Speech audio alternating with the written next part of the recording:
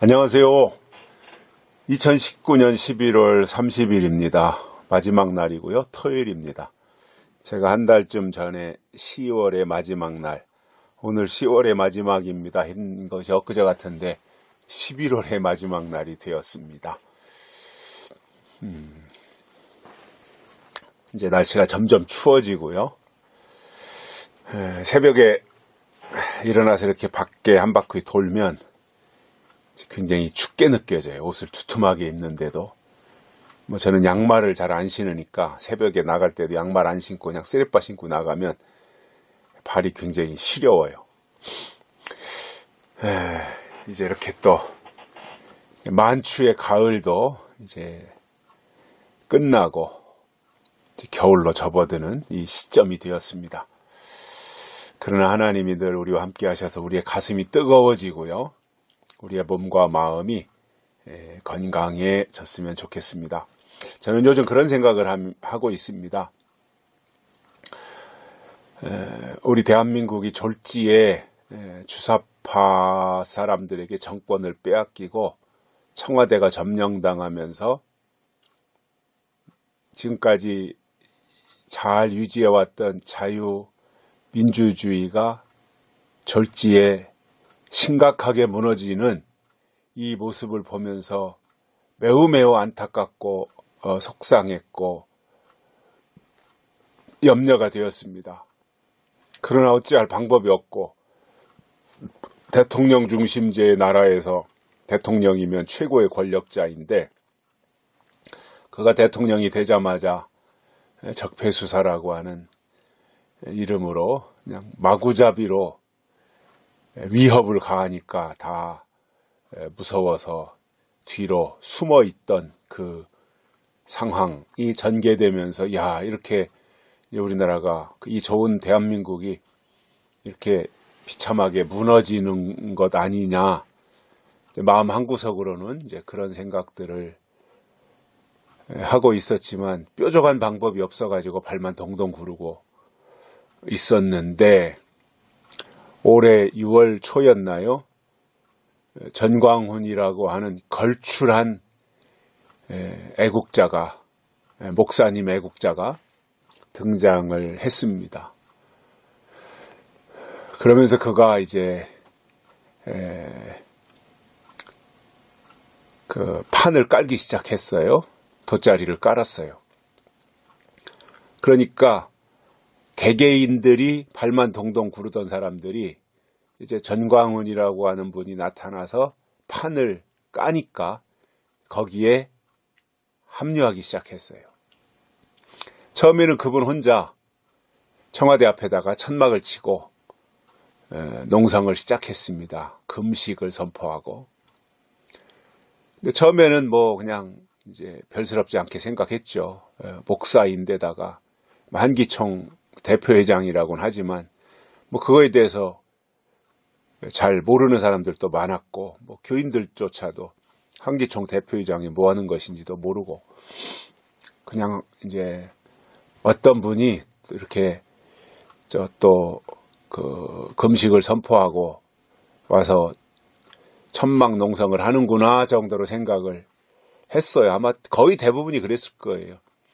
근데 그분이 계속해서 유튜브 방송을 틀어서 매일 우리나라 대한민국 망했다. 왜 망했느냐. 망한 이유 7가지인가 8가지인가 한미동맹 파괴 4대강 해체 이런 것들을 유튜브를 켜놓고 매일 얘기하면서 한두 달 지나니까 이제 그게 점점 확장되고 저분이 하는 말이 일리가 있다. 맞다. 이렇게 하는 가운데 8월 15일 날 광화문에서 대대적으로 집회를 했는데 그때 엄청난 사람들이 모였죠. 그러면서 뭔가 이제 방향이 바뀐 거예요. 그러다가 10월 3일 날은 그야말로 광화문 시청 앞에까지 저쪽 서대문까지 종로까지 발 디딜 틈이 없이 수백만 명의 인파가 모여서 문재인을 향해서 울분을 토했죠. 거기에서 이제 완전히 전광훈 목사님에 대해서 사람들이 이제 평가를 한 겁니다. 이야, 이 보통 일이 아니구나. 이제 우파의 희망이 보인다. 이제 저 주사파 물리칠 수 있다라고 하는 가능성을 본 거예요. 거기서 그때 국민들이. 그리고 10월 9일 날 또 뭐 10월 3일 날 못지않은 인파가 모여서 또 집회를 했고, 그리고 10월 25일, 26일 날은 1박 2일로 철야로 하는데, 그때도 또 수십만 명이 모여가지고 1박 2일 철야 집회를 했죠. 아마 세계사에 없는 일이었을 거예요. 그리고 나서 11월 달 들어서는 이제 토요일 날마다 광화문 그 광장에서 집회를 하고 있습니다. 수십만 명씩 모여요. 토요일 날 주말 하는 집회인데도 광화문 광장이 꽉 찰 정도로 수십만 명이 모여가지고 아마 거의 뭐 100만 이렇게 모이는 것이 아닌가 싶을 정도로 엄청난 사람들이 모입니다. 그러면서 이제 분위기가 이렇게 서서히 바뀌어요. 그동안에 청와대 문재인이 독주해서 그냥 자기 맘대로 다 휘두르던 것에서 이제 이 정광훈 목사님을 중심으로 해서 우파가 결집하기 시작하니까 청와대가 이제 주춤한 겁니다. 그리고 그러면서 이제 상황이 바뀐 거예요. 그래서 참 다행이다 이렇게 생각을 하고, 제가 큰 힘이 되어야 되면 애국이니까, 이거 진리 이런 걸 떠나서 대한민국을 위해서 애국운동을 하는 거니까 저도 마음으로 도와드리고 싶지만 힘이 없으니까, 그래서 참석하게 되면 조금씩 헌금하고 그런 정도이고, 머릿수레도 채워서 힘을 보태야 되겠다, 이제 이런 마음 가지고 있거든요. 또 10월 3일인가부터 이제 11월 말이잖아요. 거의 이제 2달 가까이 청와대 앞에서 매일 오전, 오후, 저녁 3번씩 집회를 하는데, 거기에도 정말 이 추운 날씨에도 매일같이 수천 명이 모여가지고 거기서 예배드리고 기도하고 투쟁을 하고 있는 이 모습을 보면서, 야, 대한민국의 교회가 그래도 희망이구나. 나라를 지키는 데는 교회가 희망이구나. 이러한 생각을 하면서 매우 고무적이다. 그러한 마음을 갖고 있습니다. 가끔씩 말씀을 드리지만 하나님이 우파예요. 예수님도 우파고 교회는 우파여야 맞아요. 신앙 있잖아요. 우리의 신앙. 우파적 어떤 가치, 우파적 이념을 갖는 게 신앙인으로서 맞는 거예요, 그게. 하나님이 기뻐하시는 게 믿음이잖아요. 하나님이 원하시는 거, 하나님이 기뻐하시는 거. 이 기본적인 것에서도 하나님이 무엇을 원하시고 하나님이 무엇을 기뻐하시는지 모르는데 어떻게 진리를 추구할 수 있겠습니까? 이 기본적인 부분에서도 하나님이 우파인지 좌파인지도 모르고 있는 사람이 어떻게 진리를 깨닫겠어요? 하나님 우파라니까요. 그래서 제가 좀 안타깝게 생각하는 것은, 깊은 신앙을 가지고 있다고 하면서, 또는 약속의 말씀으로 다시 오실 예수님을 기다리고 있다고는 하면서 이념적으로는 좌파, 주사파, 친북, 종북, 친중 이런 거 하는 사람들을 보면요, 그건 가짜예요. 신앙에 문제가 있어요. 하나님은 그런 사람들에게 절대 인 안 쳐요. 하나님하고 방향이 다르고 이념이 다른데 거기다 하나님이 인을 치시겠습니까? 통해야죠. 하나님하고 통하자는 얘기입니다. 저는. 그리고 진짜로 이승만 대통령이 세운 대한민국 건국 70년이 이제 넘었는데, 지금까지 계속해서 이승만 대통령이 건국할 때 너무나 성경을 토대로 해서 건국을 잘했기 때문에 탄탄하게 지금까지 유지되어 오다가 문재인 대통령 들어서면서부터 급격하게 무너지잖아요. 왜냐? 성경을 중심으로 성경을 가장 핵심 가치로 삼고 우리나라가 그 토대 위에 헌법을 만들고 여기까지 왔는데 문재인 정권 들어서서 자꾸 지금 문재인 대통령 되자마자부터 하려고 했던 게 뭐예요? 헌법을 바꾸려고 그런 거잖아요. 헌법. 지금도 어떻게든 헌법 바꾸려는 거잖아요. 내년 국회의원 선거에서 200석 만들어가지고 헌법 바꾸려고 하는 거잖아요. 문재인이가. 이거 아주 나쁜 거거든요. 이승만 대통령이 성경을 토대 위에서 우리나라 헌법을 만들고 우리나라를 건국을 했는데 70년 만에 문재인 대통령이 되어가지고 헌법을 바꾸려고 그러는 거예요. 지금 사회주의 헌법으로 바꾸려는 거라고요. 하나님 빼고 자유 빼고. 이게 얼마나 나쁜 거예요. 이거 지켜야 되잖아요. 우리 기독교가 나서고 믿는 자들이 나서고 대한민국을 정말 그 대한민국의 가치를 지키겠다고 하는 사람들이 나서서 문재인을 타도하고 이 대한민국을 지켜야 되는 것이 국민의 도리가 아니냐는 거예요.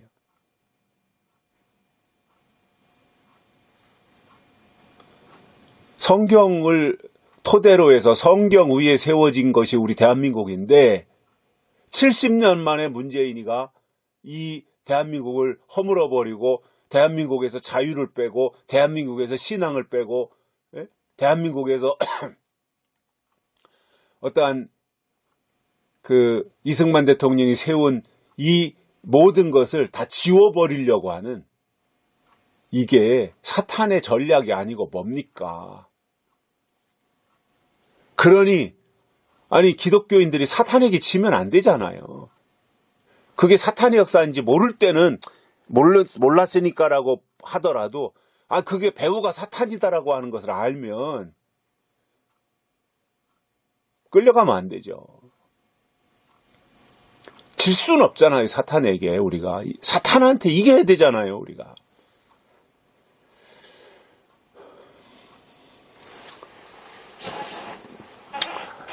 하나님이 아마 정광훈 목사님을 세워서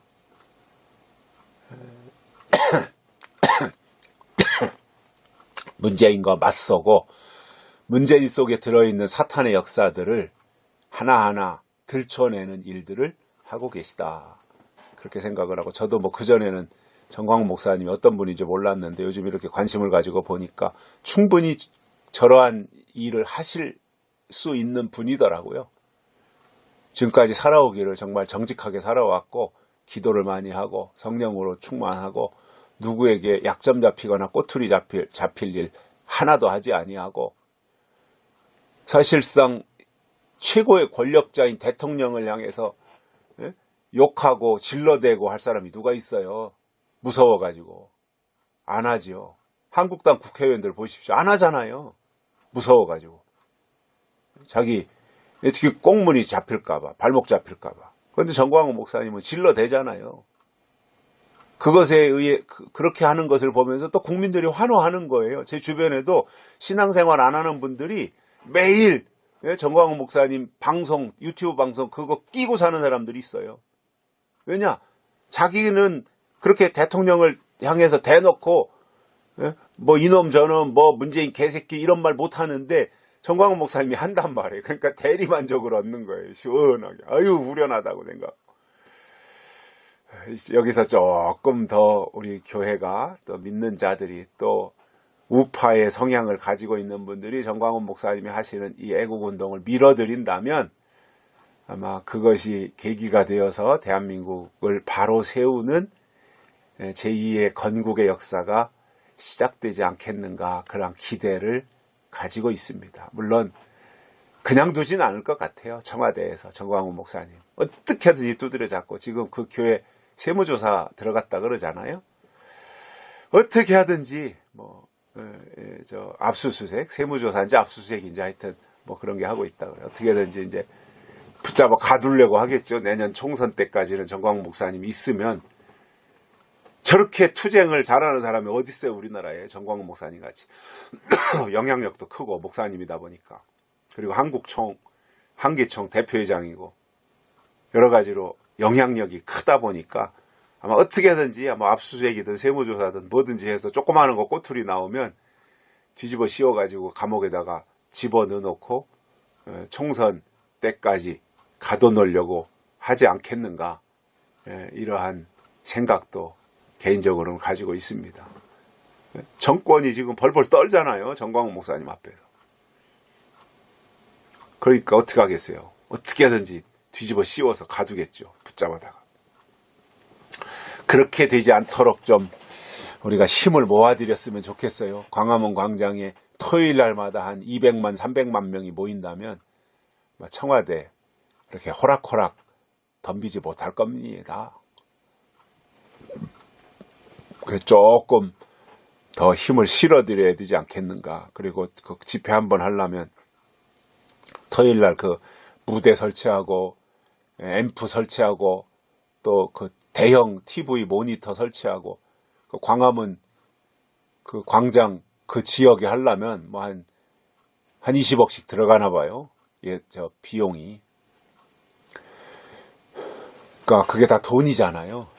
그렇게 하고 싶어도 돈이 뒷받침되지 않으면 못 하는데 정광훈 목사님이 저렇게 앞장서니까 그래도 참 다행이고 고맙고 또 하나님 앞에 감사하고 있습니다.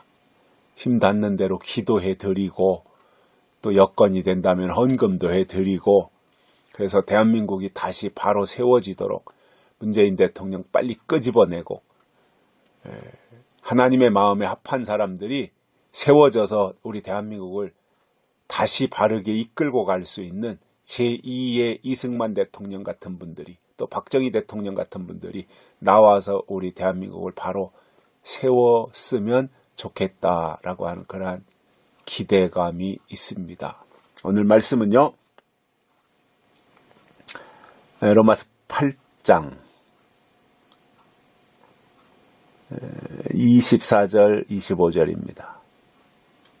우리가 소망으로 구원을 얻었으며 보이는 소망이 소망이 아니니 보는 것을 누가 바라리요. 만일 우리가 보지 못하는 것을 바라면 참음으로 기다릴지니라. 아멘. 소망에 대한 말씀을 해주고 있습니다. 최고지요. 소망. 결국 소망은 믿음을 근거로 해서 소망이 있는 거예요. 소망은 소망만 있어가지고 뭘 소망해요?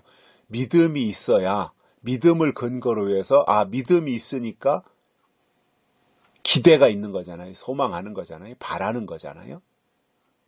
그 믿음이 이루어지기를 소망하는 거거든요. 약속이 이루어지기를 소망하는 거다 이겁니다. 그래서 우리에게 소망이 중요해요. 자, 우리가 소망으로 구원을 얻는다 이렇게 말씀하고 있어요. 결국 믿음과 소망은 한 세트니까. 그래서 소망으로 구원을 얻는데 그 소망은 보이지 않아요. 믿음도 안 보이잖아요. 소망도 안 보여요. 그러니까 안 보인다고 없는 게 아니에요. 세상은 안 보이면 없다고 생각해요. 근데 우리 하나님을 믿는 사람들은 뭐예요? 안 보이는데 있는 거예요. 하나님도 안 보이는데 계시잖아요. 성령도 안 보이는데 계시잖아요. 믿음도 안 보이는데 있는 거잖아요. 소망도 안 보이는데 존재하는 거예요. 그 세상 사람들은 보이는 것만 인정하려고 하고 보이는 것만 믿으려고 해요. 그러다 보니까 만몬 사상으로 나가는 거예요. 그런데 우리 기독교 신앙은 뭐예요? 바라는 것들의 실상이요, 보지 못하는 것들의 증거라고 그랬어요. 보이는 것을 따라가는 것이 아니라 보이지 않지만 실제 하시는 하나님을 우리가 믿고 따라가는 것이 기독교 신앙입니다. 그게 소망이에요. 그래서 이 소망은 보이는 소망이 소망이 아니니 보는 것을 누가 바라리요. 보면 본 것으로 끝이지 보이는 것을 누가 바라겠냐는 거예요. 바란다라고 하는 것은 뭐예요? 보이지 않는 거잖아요. 아직 이루어지지 않은 것이 이루어지기를 바라는 거잖아요. 영적인 세계를 바라보는 거예요. 하나님의 나라를 바라보는 거예요. 하나님의 구원을 바라보는 거예요. 예수님이 다시 오시기를 바라보는 거예요. 천년왕국이 이 땅에 이루어지기를 바라보는 거예요. 영원 세계가 이 땅에 이루어지기를 바라보는 거예요. 예수님이 이 땅에 재림하시기를 바라보는 거예요. 이게 하나님의 사람들의 모습이에요.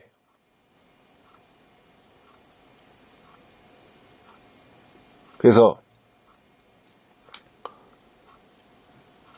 보는 것을 누가 바라리요? 만일 우리가 보지 못하는 것을 바라면 참음으로 기다릴지니라. 이게 믿음의 자세입니다. 우리는 안 보이지만 실제 하는 하나님의 모든 것을 바라고 기다리는 거잖아요. 예수님이 오시기를 바라고 있는 거잖아요. 모든 피조물들이 다 하나님의 아들들이 나타나기를 바라고 있는 거잖아요. 고대하고 있는 거잖아요. 그래서 우리가 보지 못하는 것을 바라고 있다면 우리가 가지고 있어야 될 태도가 뭐냐? 참음으로 기다릴지니라 이렇게 말씀하고 있어요. 기다리라는 거예요. 믿음이 뭐예요? 약속을 받아가지고 그 약속이 이루어지기를 기다리는 것이 믿음입니다. 허공에다 대고 믿습니다. 이게 믿음이 아닙니다.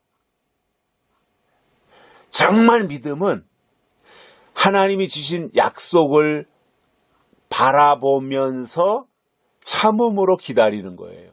그 약속이 이루어지기를, 그 약속이 이루어질 때까지 기다리는 거예요. 참음으로.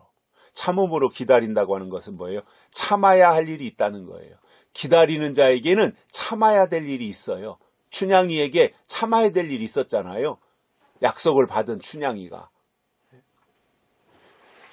그러니까 끝까지 기다리니까 이도령이가 오잖아요.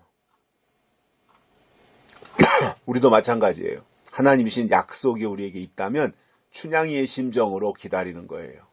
참음으로 기다리는 거예요. 팔자고 치려고 생각하지 말고 약속 붙잡고 그 약속이 이루어질 때까지 기다리다 보면 이도령이 과거에 합격해가지고 춘향이를 데리러 오잖아요. 마찬가지예요. 우리가 그렇게 하나님이신 약속의 말씀을 붙잡고 간직하고 바라보고 있다 보면 때가 돼서 예수님이 이 땅에 오실 때 춘향이와 같이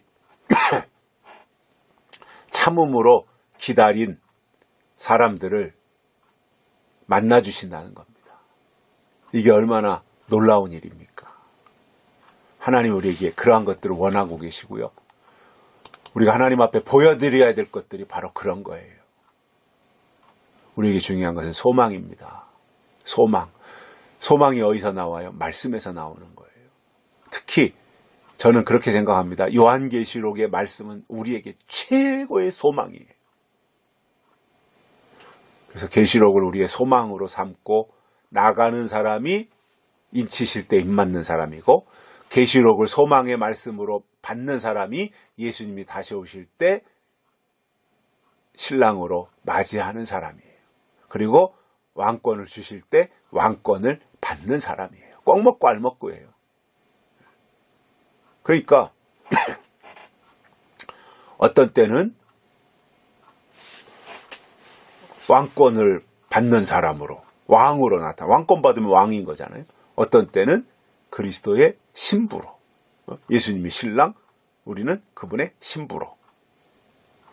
그 신부라고 하는 것은 계급은 없어요. 신랑이 왕이면 신부는 왕비가 되는 거예요. 예수님이 만왕의 왕이신데 우리가 그분의 신부가 되면 왕이 누리는 모든 권세를 부인은 같이 누리는 거예요. 한 거 없어요. 그런데 단지 하나, 신랑 잘 만난 것 때문에 신랑이 누리는 모든 권세를 다 같이 누리는 거예요. 자, 오늘 이제 11월 끝나는 날입니다. 한 달 동안도 애쓰셨습니다. 수고하셨습니다. 이제 시작되는 2019년도 12월 달입니다. 이제 내일부터 시작되는데 마지막 한 달 기대를 가지고 소망을 가지고 또 새로운 한 달을 받아들였으면 좋겠고 또 그 한 달이 우리에게 무엇보다도 의미 있는 그러한 12월 달로 다가오고 그 예수님이 오실 때 맞이할 수 있는 슬기로운 다섯 처녀와 같이 신부로서 자격을 갖추는 그러한 계기가 되었으면 좋겠습니다. 오늘도 날씨가 춥습니다. 건강관리 잘 하시고요. 우리에게 좋은 일이 많이 있었으면 좋겠습니다. 오늘 하루도 행복하게 보내시기를 바랍니다. 여기까지 하겠습니다. 감사합니다.